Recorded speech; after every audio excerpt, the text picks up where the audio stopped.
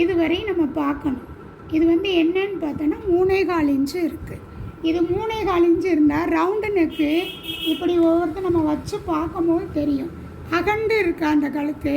இந்த அகண்ட கழுத்தாக இருந்தால் 1/4 இன்ச்சு நம்ம வந்து கழுத்து அகலத்தில் குறைச்சிடணும். கழுத்து அகலம் வைக்கிறோம் பார்த்திங்களா, அதுக்கு குறைச்சிடணும். இது கழுத்து இப்படி அகண்டு போய் இருக்காமல், இது வந்து இப்படி அகண்டு இருக்குது. இப்படி அகண்டு இருக்காமல் இப்படி இருக்கும். ஒவ்வொரு கழுத்து யூ நெக்கு மாதிரி இப்படி இருக்கும். அதுக்கு வந்து என்ன அளவு இருக்கோ அதையே நம்ம வச்சிடலாம். ஆனால் இந்த இப்படி அகண்ட கழுத்துக்கு 1/4 இன்ச்சு குறைச்சிடணும். இங்கே கரெக்டாக வைக்கணும். கழுத்து அகலம் வருது பார்த்திங்களா, அதில் குறைச்சிடணும். இதை இப்படி எடுத்து 2ஆக போட்டு நம்ம வெட்டுவோம். அப்போ இங்கே வந்து 3.25 வைக்கக்கூடாது, 3 இன்ச்சு தான் வைக்கணும். இங்கே 3.25 வச்சிடணும் இந்த கழுத்து வர்றதுக்காக. இதிலேருந்து இப்படி கிராஸாக நம்ம கொண்டு வந்துடணும். இது கழுத்தோட அகலம். அடுத்து இதில் இருந்து இது வரையும் கழுத்தோட உயரம் இந்த மார்க் பண்ணிக்கிறேன். இப்படி போட்டுக்கிறேன். இப்படி நீங்கள் இப்படி போட்டுக்கிறணும். போட்டுக்கிட்டு இது கழுத்தோட உயரம். இங்கே இருந்து இந்த தையல்லேருந்து இதுவரையும் உள்ளது கழுத்து உயரம். இது அகலம். அகலம் குறிக்கிறதுக்கு தான் இதை பார்த்துட்டு 1/4 இன்ச்சு குறைக்க சொன்னேன். இது கழுத்தை விட உயரம். சரியா? இதை எடுத்துட்டோம். அடுத்து ஷோல்டர், ரெடி ஷோல்ட்ரு. இது பேர் ரெடி ஷோல்ட்ரு. இந்த தையல் டு இந்த தையல் எவ்வளோ இருக்குன்னு பார்க்கணும். அதையும் நம்ம எழுதி வச்சுக்கிறேன். இது நம்ம கட்டிங் போடும் போது தான் கூட்டுறது, அதை நம்ம பார்த்து கூட்டி போடணும். எழுதுறது இதை எழுதிக்கிறேன். இது என்ன அளவு இருக்குது அப்படின்னு இப்படி டேப்பில் அளக்கணும்.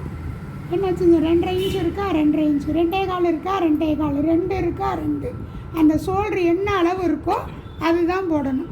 நம்ம 2.25 சொன்னாங்க அப்போ 2.25 இல்லையேன்னு நினைக்கக்கூடாது. அந்த ஷோல்டரில் என்ன அளவு இருக்கோ அதை நம்ம போடணும். அதுக்கப்புறம் பார்த்தீங்கன்னா ஆம்கோல் வரையணும். ஆம்கோல் எப்படி வர, ஆம்கோல் வளைவுக்கு நம்ம என்ன செய்யணும் அப்படின்னா, அதையும் இப்படி தான் சட்டையை முதல்ல நல்லா அயன் பண்ணின மாதிரி வச்சுக்கிறணும். வச்சுக்கிட்டு இதை இப்படி நல்லா நீவி விட்டுரும்.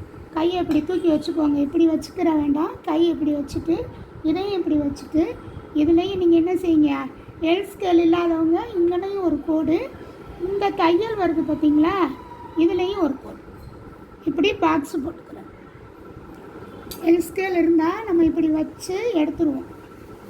இதை நம்ம எடுப்போம். எல் ஸ்கேல் இல்லாதவங்க என்ன செய்வாங்க, அதனால் இதிலேருந்து இப்படி கோடு, இந்த தையல் வருது பார்த்திங்களா, இதிலேருந்து ஒரு கோடு, இப்படி நம்ம பாக்ஸு போட்டுக்கிறோம். போட்டுக்கிட்டு இதோட உயரத்தை குறிக்கணும்.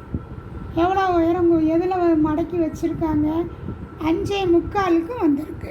அப்போ இது அது ஒவ்வொருத்தங்களுக்கு 5.5 வரும், ஒவ்வொருத்தங்களுக்கு 6 வரும். அந்தந்த ப்ளவுஸை பொறுத்து.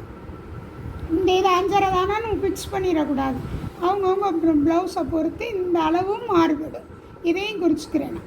அதுக்கப்புறம் இந்த பாக்ஸு போட்ட பிறகு இது வந்து கம்பல்சரியாக 1.5 இன்ச்சு வச்சே ஆகணும் எல்லா ப்ளவுஸுக்கும். ரொம்ப ஃபேட் தடியாக ஒரு மாதிரி இருக்கிறவங்களுக்கு, இல்லை ரொம்ப ஒல்லியாக இருக்கிறவங்களுக்கு, அவங்களுக்கு தான் ஒரு 1/4 இன்ச்சு முன்ன பின்ன வரும்.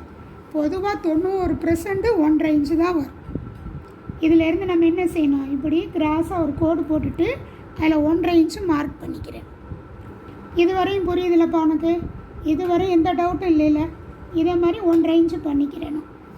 இதே மாதிரி டெய்லரிங் கிளாஸை நீங்களும் கற்றுக்கணும், டீட்டெயிலாக கற்றுக்கணும் அப்படின்னு நினச்சிங்கன்னா கீழே தெரிகிற வாட்ஸ்அப் நம்பருக்கு கான்டாக்ட் பண்ணிங்கன்னா அந்த குரூப்பில் ஜாயின் பண்ணி நீங்களும் இதே மாதிரி கிளாஸ் கற்றுக்கலாங்க.